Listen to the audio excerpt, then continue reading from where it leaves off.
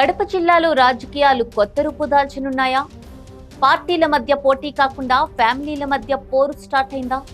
దశాబ్దాల YS కంచుకోటలు సమీకరణలు మారనున్నాయా? YS వివేక హత్య case ఏ మేరకు ప్రభావం చూపిస్తుంది? ఇది ఎప్పటికీ నా అడ్డాని అని జగన్ తన ముద్రను కొనసాగిస్తారా? వైఎస్ఆర్ నిజమైన వారసురాలు నేనే అని చెప్పుకుంటున్న షర్మిలకు కడప ప్రజలు పట్టం కడతారా? ఎప్పటి నుండో ఇక్కడ పాగా వేయాలని ఎదురు చూస్తోన్న టీడీపీ ఈసారి ఎలాంటి పావులు కదుపుతోంది? బలిజల ప్రభావం ఉన్న కడపలో జనసేన ఎఫెక్ట్ ఎంత?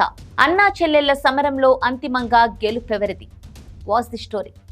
ఆంధ్రప్రదేశ్ మొత్తం రాజకీయాలు ఒక ఎత్తైతే కడప జిల్లాలో మరో ఎత్తు. పౌరశాల పురిటిగడ్డగా పేరొందిన ఈ ప్రాంతంలో రాజకీయ చైతన్యం తొలి నుంచి ఎక్కువే.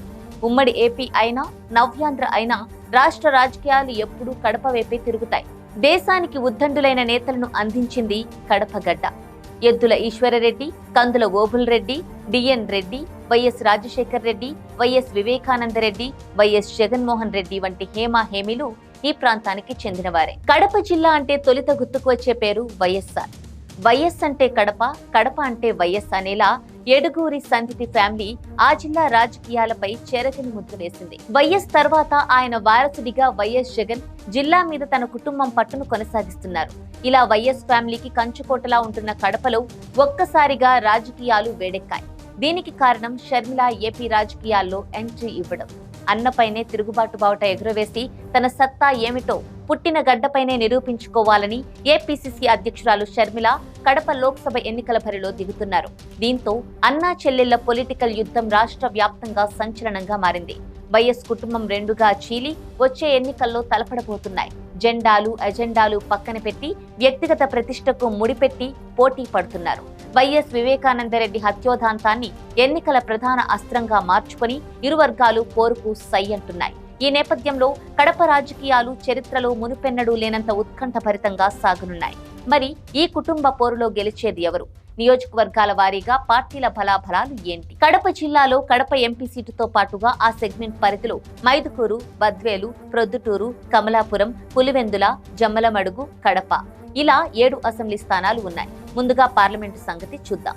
1952లో ఏర్పడిన కడప పార్లమెంటు నియోజకవర్గంలో నాటి నుంచి నేటి వరకు రెడ్డి సామాజిక వర్గానికి చెందిన నేతలే ఎన్నికవుతూ వస్తున్నారు. ఈ స్థానం మొదట్లో కమ్యూనిస్టులకు అడ్డాగా ఉండేది. తర్వాత కాంగ్రెస్ పార్టీకి కంచుకోటగా, అందులోనూ వైఎస్ఆర్ ఫ్యామిలీ సామ్రాజ్యంగా మారింది. వైసీపీ ఆవిర్భావం తర్వాత వైసీపీకి పెట్టని కోటలా నిలుస్తూ వస్తోంది కడప. ఇక్కడ కాంగ్రెస్ పార్టీ 10 సార్లు, సిపిఐ 4 సార్లు, వైసీపీ 3 సార్లు, టీడీపీ 1 సారి విజయం సాధించాయి. కడపలో మొత్తం 18 సార్లు ఎన్నికలు జరిగితే 10 సార్లు వైఎస్ కుటుంబ సభ్యులే విజయం సాధించడం వారి ఏకఛత్రాధిపత్యానికి నిదర్శనం. 1989 ఎన్నికల నుంచి ఆ కుటుంబ సభ్యులే ఎంపీలుగా ఎన్నికవుతూ వస్తున్నారు. ఆ ఎన్నికల్లో కడప లోక్సభ స్థానానికి పోటీ చేసిన డాక్టర్ వైఎస్ రాజశేఖర్ రెడ్డి 1,66,752 ఓట్ల మెజారిటీతో తెలుగుదేశం అభ్యర్థి ఎన్వి రమణారెడ్డిపై విజయం సాధించారు. 1991 ఎన్నికల్లో కాంగ్రెస్ అభ్యర్థిగా పోటీ చేసిన సిట్టింగ్ ఎంపీ వైఎస్, టీడీపీ అభ్యర్థిగా పోటీ చేసిన సి రామచంద్రయ్యపై 4,18,925 ఓట్ల భారీ మెజారిటీతో గెలుపొందారు. 1996 ఎన్నికల్లో మరోసారి కాంగ్రెస్ అభ్యర్థిగా పోటీ చేసిన వైఎస్ రాజశేఖర్ రెడ్డి, టీడీపీ అభ్యర్థి కందుల రాజమోహన్ రెడ్డిపై కేవలం 5,445 ఓట్ల మెజారిటీతో గెలుపొంది హ్యాట్రిక్ విజయాన్ని నమోదు చేసుకున్నారు.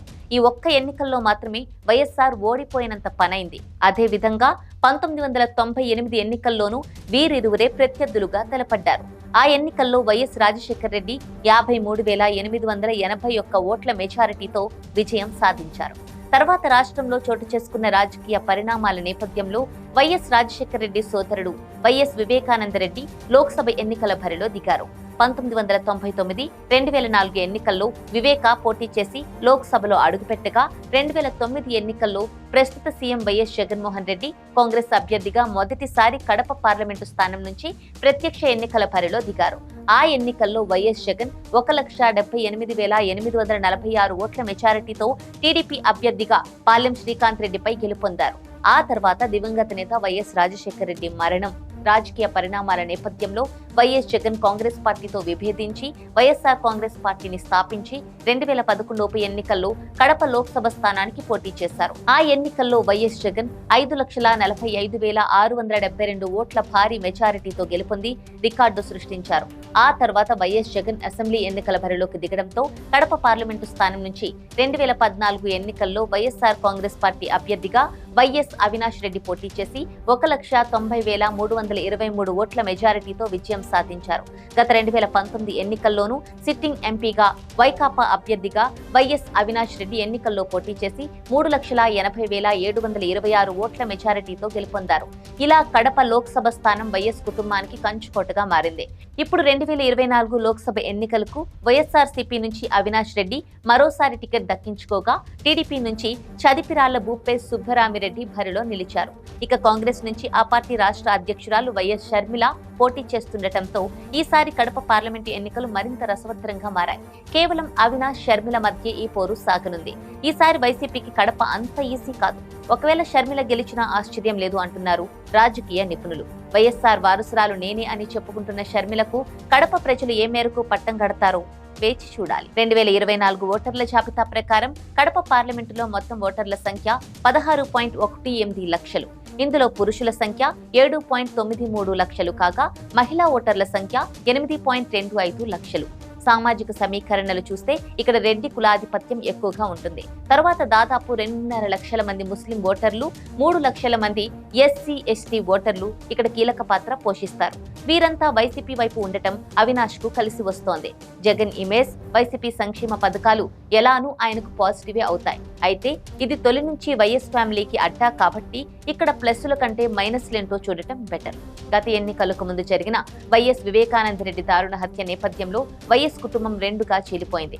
హత్య ఆరోపణలు ఎదుర్కొంటున్న ఎంపీ వైఎస్ అవినాష్ రెడ్డికి సీఎం జగన్ మద్దతిస్తున్నారని ఆరోపిస్తూ ఆయన సోదరి వైఎస్ షర్మిల, వివేకానంద రెడ్డి కుమార్తె డాక్టర్ సునీతారెడ్డి తీవ్ర స్థాయిలో విమర్శలు చేస్తున్నారు. ఇద్దరూ కలిసి అన్న జగన్ పై యుద్ధాన్ని ప్రకటించారు.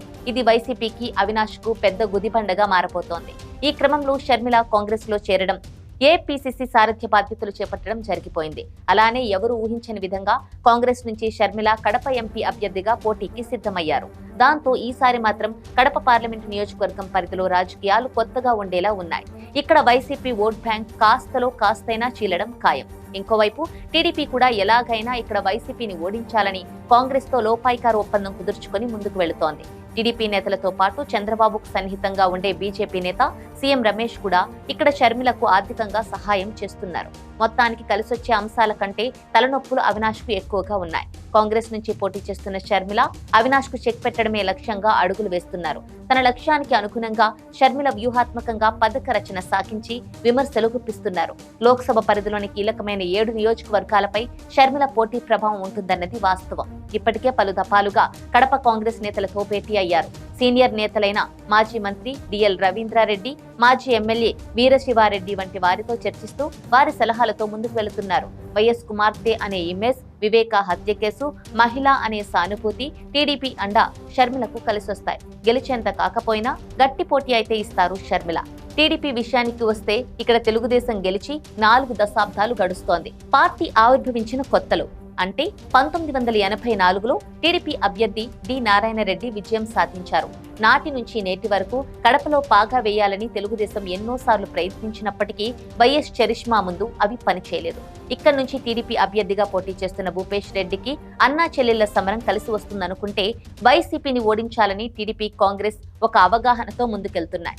దాంతో ఇక్కడ టీడీపీ పోటీ కేవలం నామమాత్రమే. ఇక జనసేన పవన్ల ఎఫెక్ట్ బలిజలు అధిక సంఖ్యలో ఉన్న అసెంబ్లీ నియోజకవర్గాల్లో కనిపిస్తోంది. బీజేపీ గురించి అయితే అసలు ఊసే లేదు. మొత్తానికి Kadapa MP seat state politics లో హాట్ టాపిక్ అయింది. కడప జిల్లాలో 7 అసెంబ్లీ స్థానాలు ఉన్నాయి. గత ఎన్నికల్లో ఈ 7 స్థానాలు వైసీపీ కైవసం చేసుకుంది. ఇప్పుడు తన సిట్టింగ్ స్థానాలను కాపాడుకోవడం వైసీపీకు పెను సవాల్గా మారింది.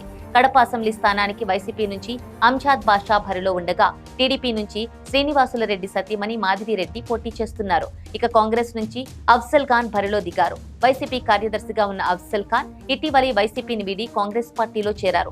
అది వైసీపీకి కాస్త దెబ్బ కాగా కాంగ్రెస్ కు కొంత బలం. రెడ్లు, ముస్లింస్ అండతో వైసీపీ గెలవడం ఖాయమే అయినా ఈసారి గత ఎన్నికల్లో వచ్చిన మెజారిటీ కష్టమే. గత ఎన్నికల్లో 54,794 మెజారిటీ వచ్చింది వైసీపీకి. అయితే కడప అసెంబ్లీ టీడీపీ అభ్యర్థి మాధవిరెడ్డికి సొంత పార్టీ నుంచి సహకారం కాస్త తక్కువగా ఉంది. టికెట్ ఆశించిన ఆమిర్ బాబు, లక్ష్మీరెడ్డి వంటి నేతల నుంచి అంతగా మద్దతు లభించడం లేదనే ప్రచారం జరుగుతోంది. మైదుకూరు అసెంబ్లీ స్థానానికి సంబంధించి వైసీపీ నుంచి రఘురామిరెడ్డి, టీడీపీ నుంచి పుట్టా సుధాకర్ యాదవ్ పోటీ చేస్తున్నారు. అయితే వైసీపీ అభ్యర్థికి స్థానిక మున్సిపల్ చైర్మన్ చంద్ర నుంచి అంతగా సపోర్ట్ దొరకడం లేదని పోగొట్ట. ఇక్కడ గత ఎన్నికల్లో వైసీపీకి 29,344 మెజారిటీ వస్తే ఇప్పుడు మళ్లీ అంత మెజారిటీ కష్టమే. ఇక టీడీపీ నుంచి వరుసగా మూడోసారి పోటీ చేస్తున్న పుట్టా సుధాకర్ యాదవ్ ఈసారి ఎలాగైనా గెలవాలని పట్టుదలతో ప్రచారం చేస్తున్నారు. వైసీపీలో వర్గ రాజకీయాలు ఆయనకు కలిసొచ్చే అంశం. బద్వేల్ నుంచి వైసీపీ తరపున డాక్టర్ సుధా పోటీ చేస్తున్నారు. ఈమెకు మాజీ ఎమ్మెల్సీ గోవింద్ రెడ్డి సపోర్ట్ చేస్తున్నారు. ఇక్కడ గత ఎన్నికల్లో వైసీపీకి 44,734 మెజారిటీ వచ్చింది. అయితే జనసేన ప్రభావం వల్ల ఈ నియోజకవర్గంలో బలంగా ఉన్న కాపులు ఈసారి కూటమి అభ్యర్థి వైపు మొగ్గు చూపుతున్నాయి. సో ఈ సీటు గెలవడానికి వైసీపీ కష్టపడాల్సిందే. కూటమి నుంచి బీజేపీ తరపున బొజ్జా రోషన్న బరిలో ఉన్నారు. ఆయనకు బలమైన బలిజలు మద్దతుగా నిలుస్తున్నారు. అలానే టీడీపీ కూడా ఈ సీటు ఎలాగైనా గెలిపించుకోవాలనే లక్ష్యంతో చాలా కష్టపడుతోంది. ప్రొద్దుటూరులో మాత్రం రాజకీయం ఆసక్తికరంగా ఉంది. ఇక్కడ గురు శిష్యులు ప్రత్యర్థులుగా మారి పోటీ చేస్తున్నారు. వైసీపీ నుంచి శివప్రసాద్ రెడ్డి, టీడీపీ నుంచి వరదరాజుల రెడ్డి పోటీ చేస్తున్నారు. అయితే శివప్రసాద్ రెడ్డికి ఎమ్మెల్సీ రమేష్ యాదవ్ నుంచి అనుకున్నంత సహకారం లభించడం లేదు. అలాగే వైసీపీ అసంతృప్త నేతలు శివచంద్రారెడ్డి, బాబు వంటి నేతలు టీడీపీలో చేరడం ఆయనకు కొంచెం ఇబ్బందికరంగా మారింది. ఇక టీడీపీ నేత వరదరాజుల రెడ్డి సైతం ఇదే సమస్యను ఎదుర్కొంటున్నారు. టీడీపీలోని మాజీ ఎమ్మెల్యే లింగారెడ్డి వర్గం, ఇన్ఛార్జ్ ప్రవీణ్ కుమార్ రెడ్డి వర్గం నుంచి ఆయనకు ఆశించినంత సహకారం లభించడం లేదు. కాకపోతే ఆర్థికంగా చాలా స్ట్రాంగ్ అయిన వైశ్య వర్గం టీడీపీ వైపు ఉండటం ఆయనకు బలం. మొత్తం మీద పోయినసారి 43,148 మెజారిటీ సాధించిన వైసీపీకి ఈసారి ఇబ్బందులు తప్పేలా లేవు. జమ్మలమడుగు విషయానికి వస్తే సిట్టింగ్ ఎమ్మెల్యేగా ఉన్న సుధీర్ రెడ్డికే వైసీపీ మరోసారి టికెట్ ఇచ్చింది. కూటమి తరపున బీజేపీ నుంచి ఆదినారాయణ రెడ్డి పోటీ చేస్తున్నారు. అయితే సుధీర్ రెడ్డికి ఎమ్మెల్సీ రామసుబ్బారెడ్డి నుంచి ఆశించినంత సహకారం లభించడం లేదని టాక్. గత ఎన్నికల్లో 51,641 మెజారిటీ కొట్టిన వైసీపీకి ఈసారి అందులో సగం వచ్చినా చాలు అనేలా ఉంది పరిస్థితి. టీడీపీ కూటమి మాత్రం ఎటువంటి ఇబ్బందులు లేకుండా సాఫీగా తమ పని తాము చేసుకుపోతున్నారు. ఆదినారాయణ రెడ్డికి టీడీపీ అండదండలు పుష్కలంగా ఉన్నాయి. కమలాపురంలో వైసీపీ నుంచి రవీంద్రనాథ్ రెడ్డి పోటీ చేస్తుండగా టీడీపీ నుంచి పుట్టా చైతన్య రెడ్డి బరిలో ఉన్నారు. గత ఎన్నికల్లో 27,333 ఓట్లతో గెలిచిన రవీంద్రనాథ్ రెడ్డికి వర్గపోరు లేకపోవడం అతిపెద్ద ప్లస్. ఈసారి కూడా ఆయన గెలుస్తారనే ధీమాతో ఉన్నారు. టీడీపీ నేత సాయినాథ్ శర్మ వైసీపీలో చేరడం ఆయనకు ఇంకా బలమివ్వగా టీడీపీకి కాస్త ప్రతికూలంగా మారింది. ఇక పులివెందుల సంగతికి వస్తే వైఎస్ జగన్ కు భారీ మెజారిటీ కట్టబెట్టాలని వైసీపీ శ్రేణులు బలంగా ఉన్నాయి. గత ఎన్నికల్లో సుమారు 96,000 ఓట్ల మెజారిటీతో జగన్ గెలుపొందారు.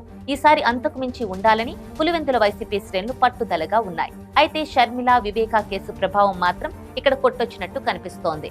అదెంత మేరకు మైనస్ అవుతుందో చూడాలి. పులివెందులలో టీడీపీ నుంచి బీటెక్ రవి, వైఎస్ జగన్ ను ఢీకొడుతున్నారు. ఈసారి కనీసం గట్టి పోటీ అయినా ఇవ్వాలని టీడీపీ భావిస్తోంది. అయితే ఆయనకు కూడా ఎమ్మెల్సీ భూమిరెడ్డి రాంభూపాల్ రెడ్డి నుంచి ఆశించినంత సహకారం లభించడం లేదని వార్తలు వస్తున్నాయి. ఇక్కడ జగన్ మెజారిటీ తగ్గించాలని చూడటమే కానీ గెలవడం సంగతి ఆలోచించకూడదు. పైగా అక్కడ వైఎస్ ఫ్యామిలీకి వ్యతిరేకంగా దశాబ్దాల పాటు పోరాటం చేసిన సతీష్ రెడ్డి ప్రస్తుతం జగన్ కు సపోర్ట్ చేయడం టీడీపీకి భారీ దెబ్బ. ఈ 7 నియోజకవర్గాల్లో షర్మిల ఎఫెక్ట్ ఎంతో కొంత కనపడుతోంది. అయితే అది ఏ పార్టీకి లాభిస్తుందనేది ఎన్నికల అయ్యాక కానీ తెలియదు. ఇవండి కడప జిల్లా రాజకీయాలు. ఇలాంటి జిల్లా వారీ విశ్లేషణల కోసం స్టే ట్యూన్ టు వోల్కా న్యూస్.